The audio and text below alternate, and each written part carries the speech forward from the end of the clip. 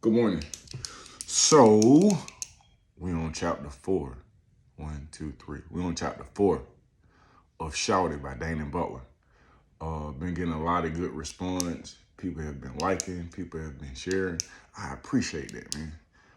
Continue to do that. I've had some of my brothers reach out to me. Michael was like, you don't hear that beeping noise?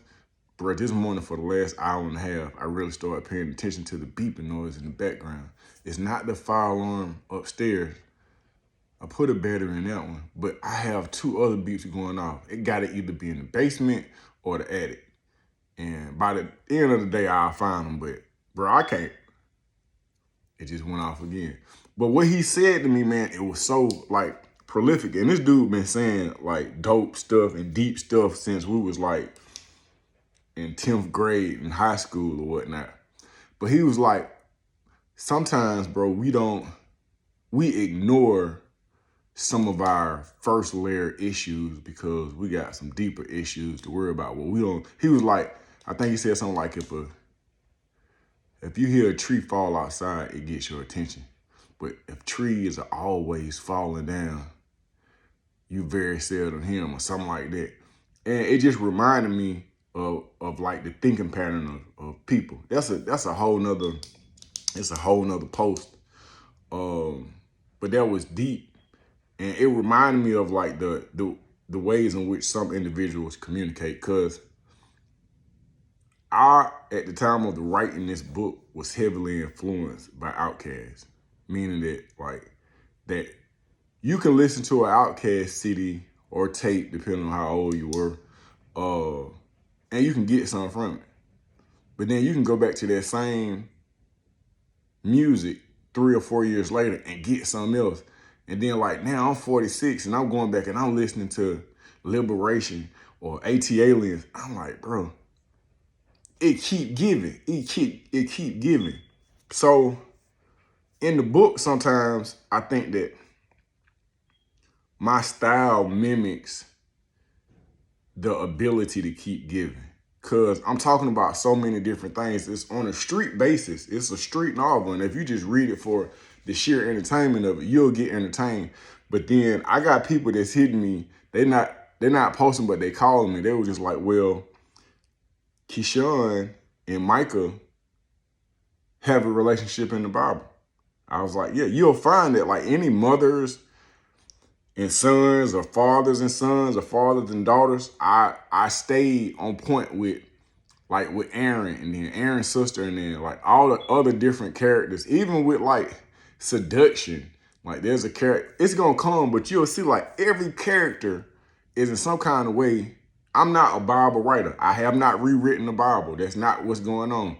I'm not even, I ain't even cute enough to be a preacher. So that's not what Shawty is. Shawty is something that I had within me and I wanted to get out. But even Shawty within itself it means so many different things to so many different people. And even in the book, because in chapter 3, Shawty is doing some things that will be revealed in the later chapters. Like in the first chapter, Shawty then reached through a door that was the window was not down, the window was up, reached through, touched somebody, they sneeze. And then we have in another one, but it'll all start to come out. I think, no, Shawty didn't touch Micah, but Micah did sneeze, which insinuates or alludes to the fact that Shawty might have touched him. What I will say is this, okay, so I always question certain things. So like in life, when somebody sneezes, we say bless you, or gesundheit, or in Spanish, salute. We say this. So then, like, I was just like, why do we do this? And I know I done went from like a whole bunch of different subjects, but that's how my mind works sometimes. Plus, I'm on this Folgers coughing. Lord Jesus. So I was like, why do we say bless you? So I just started doing the research on why we do it. So it actually comes from a time where we didn't have a lot of medicine. We didn't have amoxicillin, and we didn't have some cures that we have now.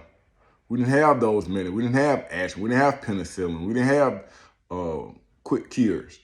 So there was a point in time in history where we had like the bubonic plague, and it was like a flu, and it killed a large number of the population in whatever sector that it was in. So one of the signs that you had bubonic plague is that, it would have flu-like symptoms. So your nose would be running, you would have a fever. But one of the first signs would be that you would sneeze. So when you sneeze, when people saw it, like in the room, if you sneezed, they would just say, bless you. Mind you, they ain't even taking into consideration too. It's this. If you sneeze, then I mean it's germs in the room. So you just gave me whatever you got. So somebody gonna be saying bless you to me next. But never mind that. So when they sneeze, they would say bless you because it was a sign that person was about to die. But without question, we still do it today. So that's why in certain chapters, I don't want to spell it out. I want you to kind of like pay attention. But Shawty, when Shawty is present, Shawty could or could not represent a degree of death, but with cause. Anyway, so chapter 2 and chapter 3, what we have is they downtown, they acting up, then Demetrius drop the wheel on somebody else's car. Somebody get the shooting. Blah, blah, blah. Then we go to a chapter where we introduce two more characters, Keyshawn and Micah. And I think, if I'm not mistaken, in the Bible, Micah is the son of Keyshawn. And then some other things happen. So what we're going to do is we're going to pick up on chapter 4. Chapter 4 is where we're at right now. And I'll try to add whatever I can without diluting the story. But here we go. As soon as he heard the first pop, Lil Joe was out of the car, headed in the opposite direction. Kicking his legs, his mind moved quicker than his body. And as he slipped and was about to fall, two strong arms lifted him up and put him back on track. From past experiences, he knew it was Demetrius. Together, the two of them abandoned the scene. Neither stopped running until they were on the eastbound train headed to Decatur. As they moved on the silent metal, Lil Joe wondered if Asia and Alicia had caught up. Every time they stopped and the doors opened, he planted fast glances on incoming passengers as if the two sisters had somehow ran to the next station and was waiting on them. You straight, Shawty? Demetrius asked, stretched out a pocket, occupying two seats. Lil Joe checked his pockets, inspected his outfit, and touched his jewelry. Yeah, I'm tight. I hate we had to dip like that. I had something major in the making for that one. Demetrius commented while touching his hair. Me too. I hope they got away, Lil Joe added. You talking about them broads? Man, I'm talking about that car. AA gonna have a fit when you find out what happened. We already had a buyer for that one. Now we gotta go get something else. Lil Joe adopted his cousin's attitude and put on a coat of nonchalantness. It didn't fit. It was too big, but he wore it anyway. That was chapter 4. Chapter 4 was just one page. There's a strategy that I have. I was like, if people get short chapters, then it's like they'll be on chapter 10 in no time, so they'll just keep reading. And I got that from, I think it was Donald Goins back in the day. Like, he had real short chapters. He's like, I'm on chapter 20. I might as well keep going. So we're on chapter 5, so we're going to keep going. So holding a silky-haired she-woman who had a slightly toasted outer layer and possibly the softest posterior he had ever rubbed up against, AA was getting his freaknik on when the red and blue flashing lights about half a block away toyed with his panic button. With his patented bright grin, he sat up and shoved his plans for later to the side. His irritated concern drew him closer to the LeSabre, which was currently having a bloody body cautiously pulled out by the paramedics. His pocket vibrated. AA saw a weeping woman with scars on her long, slim arms on a stretcher. The blood painted on her face was drying, and her tears helped smear it as she wiped with the towel she was handed. Standing at the yellow tape, he could see that Demetrius and Lil Joe were no place to be found. His attention was then drawn to the soon-to-be impounded automobile. How am I going to explain this to Flesh? I ain't got his order. He felt hexed. These niggas done fucked up this money. Clean up. His pocket vibrated again. He reached down and bought up his beeper. The number was foreign, but the code was Lil Joe's. Lil Joe patted the pack of cigarettes up against the back of his hand. A few feet away, Demetrius was stalking the parking lot across the street. When the payphone rung, he picked up on the first ring. What's up? Shawty, how the hell, why the hell am I sitting here watching a tow truck about to drive off with a car I already had a buyer for? AA asked, not expecting a satisfying answer. Hey, man, the hydraulics locked up on Demetrius, and the next thing I know, I hear gunshots coming from everywhere, Lil Joe explained. Hello? Demetrius' voice watered down AA's response. Shawty, what's happening? Look, the little Sabre gone, but we shopping right now as we speak. Nigga took a loss, but we're gonna bounce back. I hear you. Look, tell Flesh that we're gonna have something sitting pretty for him tonight. Hey, hung the phone up. That was chapter 5. So we're gonna do chapter 6. Before the paramedics could do everything that they could, Shawty ducked up under the yellow caution tape and paid Alicia one last visit. She touched her, but this time there was no sneeze. Alicia went to sleep. Forever. Shawty left the way she came, and she never looked back. She was Shawty. About his issue, Demetrius took off across the street to the grocery store parking lot. Believing that he needed to smoke, Lil Joe fired up a cigarette with the mighty green lighter. He was about to take a wrong turn in his thoughts when his cousin called out to him. Who the you? He looked up and Demetrius was pointing at a bowling ball brown Cherokee Jeep. Making it across, Lil Joe turned up his nose. He acknowledged him and moved on. He spotted an 87 Fleetwood with hammers and white walls. He checked for approval. Demetrius screamed, "Native." While they were still shopping, a candy red Suburban rolled into the parking lot. The sound system was not loud, but because they both had that ear, they knew the volume was not up to its full capacity. The rims on the Suburban were all chrome 100-spoke. As if they were connected to the same brain, they looked at each other and exchanged 2 thumbs up. It was official. They had finally made their selection. When the muscular, slim male with the shiny bald head walked into the store, Demetrius began to molest the Suburban with his screwdriver.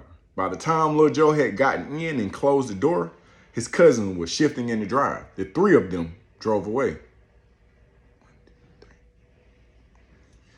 The physically fit, hairless brother who dipped into the grocery store for just a quick second knew exactly what he needed. After paying for his item, he made an attempt to move away from the prescription counter, but an experienced lady who was adjusting her glasses called out to him.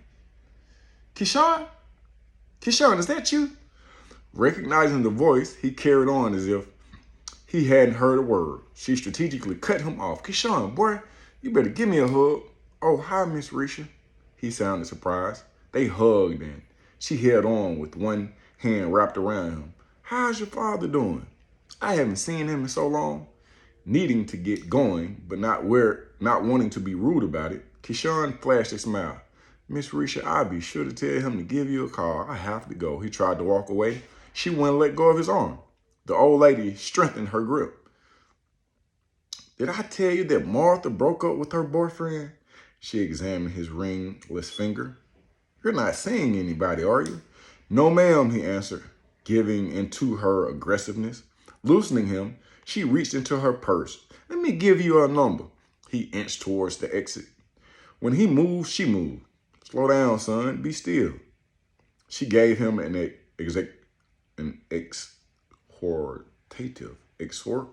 exhortative stance. I must have had my dictionary. Exhortative stance, which reminded him of his mother. Finally, she handed him a card with her granddaughter's name, home number, beeper number, and address. Without looking at it, he stuffed it in his pocket. So where's that cute little boy of yours, Micah? Micah's in the truck waiting on me. He made a break for it. See you, Miss Risha. I've got to go. Walking off, he held Micah's asthma refill in his hand. Once outside, Keyshawn stepped in the direction in which he was sure that he had parked. Questioning his memory, he looked to his left, then to his right, carefully surveying the entire parking lot. Disbelief in all the company, it keeps slinky down the steps of his hindbrain. Keyshawn backed up as if doing so would permit his fears to lose its breath. It didn't. Instead, it invited the intolerable enhancers coming down the back stairways since they toted respirators and boxes of fresh air. Keyshawn's fear inhaled and belittled him with a tailored amount of agitated anxiety. Reaching for solutions, he ran for a payphone. As he was dialing, Ms. Risha exited the store and pushed up on him. He unconsciously balled his fist. With the flavor of unsweetened gum in his mouth, Micah floated in and out of the second and third stages of the sleeping process. Laying down on the last seat of the Suburban, the throat of Keyshawn's only begotten son became irritated in a single cough escape. Still asleep, Micah put his hand on his inhaler, ready for a showdown. Simply touching the prescription scared away all alterations in his breathing. Then, without asking for warning, he wheezed. It was a baby wheeze, but a wheeze nonetheless. Shortly after he wheezed again, he woke up. Micah spit his gum out, hit his inhaler, then dozed back off. Asleep, Michael held on to his pump. It had no more ammunition.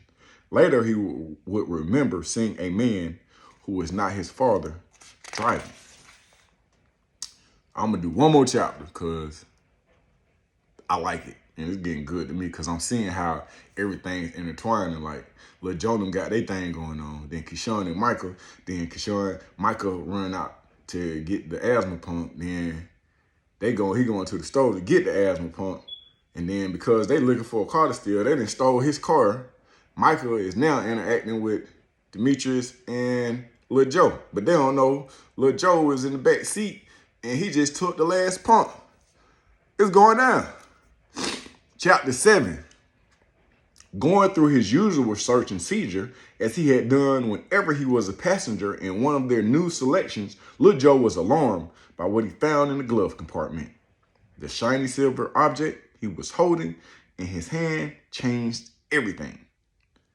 And what had first been classified as a sweet lick was now developing into a moving time bomb. Lil Joe turned the music off in order to get Demetrius' attention. What's up? He looked over and immediately understood his silent concern. In his cousin's hand was a police badge. This is not happening. Thickening the plot, a police cruiser with an attractive white officer behind the wheel pulled up right beside them. Don't look, he said. Keep your head straight. Lil Joe didn't look, and he kept his head straight, but he also wrapped his fingers around the door handle. Not yet, Shawty. Cautious as a crackhead that had been up for 4 days getting high in 3 different ways, Lil Joe prepared for his getaway. And as hard as he tried, he could not blink. Listening to the dispatcher and pulling up beside the described red Suburban with expensive-looking wheels, the officer and the cruiser reported what he was seeing, where he was located, and what he was planning to do. Keyshawn's father was talking to his son on the heavy car phone when he heard the call over the radio. Keyshawn, your vehicle has been spotted. I'm on the way there now. Where is it, Dad? Near Candler and Memorial. Keyshawn dropped the phone. Miss Risha, did you drive here? Yeah. What? He cut her off. Where's your car? He grabbed her by the arm. What's wrong? She asked as he snatched her keys. Someone has just kidnapped Michael. She led him to the brown bowling ball Cherokee Jeep. As they left at one end of the parking lot, 2 cruisers were entering from the other end. Keyshawn mashed down on the gas. He was still holding Michael's refill for his inhaler. When the officer flipped on his light, Demetrius excused Lil Joe. Dip, Shawty, dip. Before he could get it completely out of his mouth, Lil Joe was grounded and running. Hoping to give himself an advantage over the police, Demetrius kicked the Suburban in reverse. He utilized his rearview mirror and violated a handful of traffic laws. The few vehicles that were in his path pulled to the side, slowed down or stopped. By the time the cruiser turned around and was in pursuit of the reversing SUV, the Suburban tackled the cruiser, then shoved it into another vehicle that helped stop the play, but not before extensive damage was done. Running through a familiar set of obstacles that included fences, trees, man-made shortcuts, Demetrius picked up his pace when he heard the helicopter. Breathing out of his nose, the burning oxygen dropped flames on his short-term memory. He was not sure, but he could have sworn that he saw a small child with an innocent alertness in his eyes back in the Suburban. The vision was flammable. It exploded into nothing. He ran.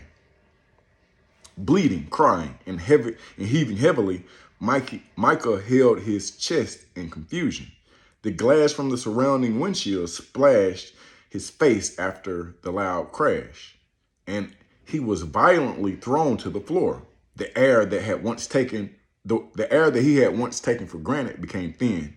His head lifted to lightness. His eyes slid to the back, and a life-sucking event with no holes or passageways attached itself to Micah's mouth. Trying to hold on, he blacked out.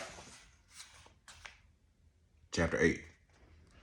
Exiting the last shortcut, Demetrius was on a sidewalk a few blocks away from his latest crime scene.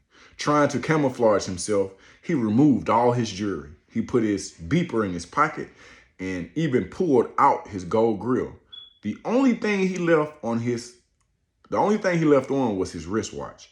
A ways back, he had tossed his polo shirt, so now he was dressed in a pair of shorts and a clean white t-shirt. A parade of state-issued vehicles were coming his way with flashing lights and sirens. Demetrius started to run in place. He put 2 fingers on his neck and stared at his watch as if he were a jogger checking his pulse, waiting for traffic to clear. It worked. All 7 police cars, marked and unmarked, paid little or no attention to the civilian jogger. When he thought it was safe, Demetrius crossed the street. He couldn't help but to smile at his own creativity. But then a brown blur blindsided him. He was airborne, pavement-bound, open and leaking, all within a few destined seconds. The way his body laid there in the middle of the street was wrong. Okay, so I'm going to stop at chapter 8 because it get deeper, but the worlds intertwine. Like, for real, we had a lot that just took place. And I'm doing more chapters because some of my chapters, like this chapter 8, it's like a paragraph and a half. That's chapter 8 right there. Again, my strategy was to give short chapters so that that they would just bam, bam, bam, and you'll just keep going. Like I could just kind of got caught up in my own stuff. So we got the worlds intertwining in Shawty. We got Demetrius and Lil Joe looking for a new car. Micah and Keshawn stopping at the grocery store. Demetrius and Lil Joe stealing Keshawn's car. Micah's in the back seat. Police get behind, find out that Keshawn is a police officer. His dad a police officer. They get into a high-speed chase, Demetrius and Lil Joe. Demetrius and Lil Joe make a run for it in opposite direction. Demetrius is running. He gets smart because he's smarter than the average bear. He take off his street gear, turn it into jogging gear. He's standing at the red light, checking his pulse like he a jogger, which is clever, and try to cross the street and get hit by a car. He get hit by a car. And I'm going to say this, but I'm not going to go to the next chapter because when he thought it was safe, Demetrius crossed the street. He couldn't help but to smile at his own creativity. But then a brown blur blindsided him. He was airborne, pavement-bound, open and leaking, all within a few destined seconds. The way his body laid there in the middle of the street was wrong. I'm gonna say this, and then I'm gonna end this. Big brown blur. And if you pay attention, it's gonna be like the world's about to intertwine. I'm gonna say this, it's a sneak peek. When Keyshawn is in the parking lot and he trying to find the car, he see Miss Risha. Miss Risha is driving a brown bowling ball, a bowling ball brown Cherokee Jeep. That's the one that they was about to steal, and they was like, no. So maybe Keyshawn and Miss Risha, they hit Demetrius. The irony of it all. So I need for you to do me a favor. I need for you to like. I need you to subscribe. I ask some questions so we can get deep off into it. And if you in the Bible and you see some of these characters, you're going to see how they kind of coexist. I do have profanity. I'm going to try to cut down on it. I'm not going to leave no scenes out, but I'm not going to do all that cussing for a number of reasons. But I'm excited about it, man. It's picking up. I see where I was going with a lot of this, and I think that I'm proud of myself. The 20-year-old me was dope, bro. Subscribe, like, leave comments, and I'm gonna find what battery need to be replaced in the fire alarm. It's the best day of my life. I see y'all. I'm gonna be back in a couple of days. It ain't gonna take so long this time.